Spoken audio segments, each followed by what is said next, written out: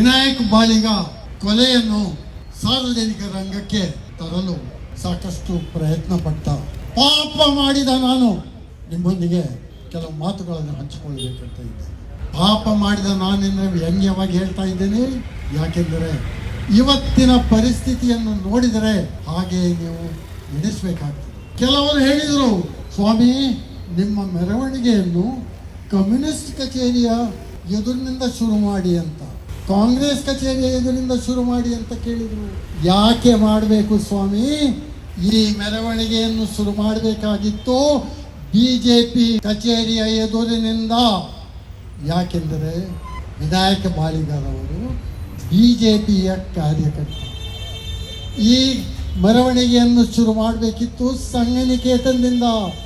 ಯಾಕೆಂದರೆ ವಿನಾಯಕ ಬಾಳಿಗರು RSS ಕಾರ್ಯಕರ್ತ. ಈ ಮೆರವಣಿಗೆಯನ್ನು ಪಳ್ಳಿ ಎದುರಿಂದ ಶುರು ಮಾಡುವುದಲ್ಲ, ಚರ್ಚಿನ ಎದುರಿಂದ ಶುರು ಮಾಡುವುದಲ್ಲ, ವೆಂಕಟರಮಣ ದೇವಸ್ಥಾನದಿಂದ ಶುರು ಮಾಡುವುದು. ವಿನಾಯಕ ಬಾಳಿಗರ ಲಾಸ್ಟ್ ಸ್ಪೀಚಲ್ಲಿ ರೆಕಾರ್ಡಿಂಗ್ ಪ್ಲೇ ಮಾಡಬೇಕಂತ ಇದ್ದೇನೆ. ಅದು ಕೊಂಕಣಿಯಲ್ಲಿ ಅರ್ಥ ಆಗೋದಿಲ್ಲ. ಆದರೆ ಅದರಲ್ಲಿರೋ ಮುಖ್ಯವಾದ ಒಂದು ಅಂಶವನ್ನು ಹೇಳ್ತೀನಿ. ಇಲ್ಲಿ 3 ಕೋಟಿ ರೂಪಾಯಿ ಅವ್ಯವಹಾರ ನಡೆದಿದೆ, ಅದಕ್ಕೆ ಕೋರ್ಟ್ ಇನ್ಕ್ವೈರಿ ಆಗ್ತಾ ಇದೆ ಅಂತ ವಿನಾಯಕರು ಬಾಳಿಗರು ಹೇಳಿದ 3.5 ನಿಮಿಷದ ಸ್ಪೀಚ್ ನನ್ನಲ್ಲಿ ಇದೆ. ಸೊ ನೆನಪಿಟ್ಟುಕೊಳ್ಳಿ, ವಿನಾಯಕ ಬಾಳಿಗರ ವಿರುದ್ಧ ನಡೆದ ಅನ್ಯಾಯ, ಅವರ ಘೋರವಾದ ಕೊಲೆ, ಅದಕ್ಕೆ ಆರಂಭ ಬೇಕು ಇಲ್ಲಿಂದಲೇ. ಯಾಕೆಂದರೆ ಬಲವಾದ ಕಾರಣಗಳಿವೆ ಅವರ ಕೊಲೆಯನ್ನು ನಡೆಸಲಿಕ್ಕೆ ಯಾರ ಕೈವಾಡ ಇದೆ ಅಂತ ಹೇಳಿ. ವಿನಾಯಕ ಬಾಳಿಗರ ತಂಗಿ ಅನುರಾಧ ಬಾಳಿಗರ್ ಅವರು ಹೇಳಿ, ನನ್ನ ಅಣ್ಣನ ಶವವನ್ನು ಶವಾಗಾರದಲ್ಲಿಟ್ಟಾಗ ಒಬ್ಬ ವ್ಯಕ್ತಿ ಬಂದ, ಕೈಯಲ್ಲಿ ಬ್ಯಾಗ್ ಹಿಡಿದು ಬಂದ. ಬ್ಯಾಗಲ್ಲಿ ಇಟ್ಟು ನನ್ನ ಅಣ್ಣನ ಹೆಣ ಹೊರಗೆ ತಂದ ಕೂಡಲೇ ಅದರ ಕಾಲನ್ನು ಮುಟ್ಟಿ ನಮಸ್ಕರಿಸಿದ ಅಂತ.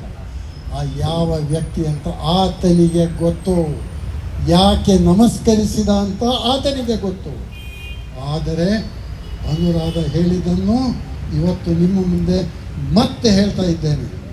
ಇವತ್ತು ಆತನ ಅಸಹಾಯಕಿಯಾದ ಸೋದರಿಯರು ನಿಂತು ಈ ತಮ್ಮ ನಿಟ್ಟುಸಿರನ್ನು ದೇವರೆದುರಿಗೆ ಹೇಳಿಕೊಂಡಿದ್ದಾರೆ. ವಿನಾಯಕ ಬಾಳಿಗರ ಬಗ್ಗೆ ಮೊದಲು ನನಗೆ ತಿಳಿಸಿದಾಗ ವಿಚಾರವಾದಿಯಾದ ನಾನು ಹೇಳಿದೆ, ಇದು ನಿಮ್ಮ ಯಾವುದೋ ಧಾರ್ಮಿಕ ಸಂಬಂಧದ ವಿಷಯ ಇರಬೇಕು, ನನಗಿದು ಬೇಡ ಅಂತ ಹೇಳಿದೆ. ವಿನಾಯಕ ಬಾಳಿಗರ RTI ಕಾರ್ಯಕರ್ತರಾಗಿದ್ದರು. ಇವರು RTI ಕಾರ್ಯಕರ್ತರಾಗಿರುವ ಕಾರಣ ಬಿಲ್ಡರ್ಗಳು ಮಾಡಿರಬಹುದು ಅಂತ ಬಲವಾದ ಸಂಶಯಗಳಿದ್ದವು. ಅದಕ್ಕಾಗಿ ಇದನ್ನು ಇಟ್ಟುಕೊಂಡೆವು. ಇದನ್ನು ನನ್ನ ಗಮನಕ್ಕೆ ತಂದವರು ವಾಮನ್ ಕಾಮತ್ ಅಂತ. ಅವರು ಇವತ್ತಿಲ್ಲ. ಅವರು TV ಇಂಟರ್ವ್ಯೂ ಬೇರೆ ಕೊಟ್ಟರು. ಯಾಕೆಂದರೆ ಅವರು GSB. ಕೊನೆಗೆ ವಾಮನ್ ಕಾಮತರು ಈಗ ಜಗತ್ತಿಲ್ಲೇ ಕಣ್ಮರೆಯಾಗಿದ್ದಾರೆ. ಈ ಹೋರಾಟದಿಂದ ಕಣ್ಮರೆಯಾದರು. ಯಾವಾಗ ಅಕ್ಯೂಸ್ ನಂಬರ್ 1 ಹೆಸರು ಬಂದಾಗ ವಾಮನ್ ಕಾಮತರು ಹೋರಾಟದಿಂದ ಕಣ್ಮರೆಯಾದರು. ಯಾಕೆಂದರೆ ಅಕ್ಯೂಸ್ ನಂಬರ್ 1 ಅವರ ಸಂಬಂಧಿಕ. ನಾನಾಗಿ ಹೋರಾಟಕ್ಕೆ ಬಂದವನಲ್ಲ, ನನ್ನನ್ನು ಕರೆಕೊಂಡು ಬಂದವರು ವಾಮನ್ ಕಾಮತರು. ಸೊ ಸ್ಪಷ್ಟವಾಗಿ ತಿಳಿಸ್ಕೊಳ್ಳಿ, ಕಮ್ಯುನಿಸ್ಟ್ ಪಾರ್ಟಿ ಅವರು ಈ ಹೋರಾಟಕ್ಕೆ ಬರಲಿಲ್ಲ, ಅವರು ಬಂದದ್ದು ಆಮೇಲೆ. ದಲಿತ ಸಂಘರ್ಷ ಸಮಿತಿಯವರು ಬಂದಿಲ್ಲ, ಅವರು ಬಂದದ್ದು ಆಮೇಲೆ. ಈ ಹೋರಾಟವನ್ನು ಆರಂಭ ಮಾಡಿದ ನೈತಿಕ ಹೊಣೆಯನ್ನು ನಾನು ಹೊತ್ಕೊಳ್ತಾ ಇದ್ದೆ. ಸೊ ಯಾರು ಕಲ್ಲು ಬಿಸಾಡಿದ್ರು ನನ್ನ ಬಿಸಾಡಿ. ಆಲ್ರೆಡಿ 75 ವರ್ಷ ಆಯಿತು, 76ನೇ ವರ್ಷ ನಡೀತಾ ಇದೆ. ಸಾಯುವ ಮೊದಲು ಸತ್ಯವನ್ನು ಹೇಳಿ ಸಾಯಬೇಕು. ಸತ್ಯವನ್ನು ನಿಮ್ಮ ಮುಂದೆ ಇವತ್ತು ಇಡ್ತಾ ಇದ್ದೇನೆ. ಬಂಧುಗಳೇ, ವಿನಾಯಕ ಬಾಳಿಗನನ್ನು ಮರೆಯಲು ಸಾಕಷ್ಟು ಮಂದಿ ಪ್ರಯತ್ನ ಪಡ್ತಾ ಇದ್ದಾರೆ, ಆದರೆ ಮರೆಯಲು ನಾವು ಬಿಡುವುದಿಲ್ಲ. ವಿನಾಯಕ ಬಾಳಿಗರ ನೆನಪನ್ನು ಜೀವಂತವಾಗಿಡ್ತೇವೆ. ವಿನಾಯಕ ಬಾಳಿಗರು ಮಾಡಿದ ಹೋರಾಟವನ್ನು ಜೀವಂತವಾಗಿ ಇಡ್ತೇವೆ.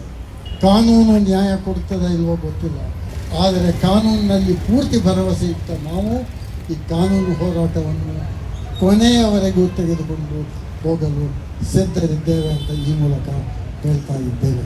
ಬಾಳಿಗರ ಹೋರಾಟ ಮುಂದುವರಿಯಲಿ ಅಂತ ಹೇಳಿ ನನ್ನ 2 ಮಾತುಗಳನ್ನು ಮುಗಿಸ್ತೇನೆ. ವಿನಾಯಕ್ ಬಾಳಿಗ ಅಮರ್ ರಹೇ.